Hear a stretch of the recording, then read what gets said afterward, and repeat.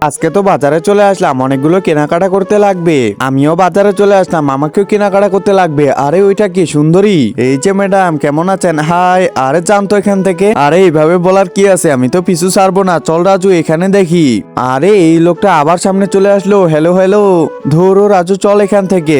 আর কি ব্যাপার, এই আঙ্কেলটা আমার মার দিকে এভাবে তাকাচ্ছে কেন? কিছু তো বুঝতেছি না। এই ছোট, যা এখান থেকে। দাঁড়ান, একটা ব্যবস্থা করতেছি। চল রাজু। হ্যাঁ হ্যাঁ, আমিও পিছু ছাড়তেছি না। আরে কি ব্যাপার, কোথায় চলে গেল এরা?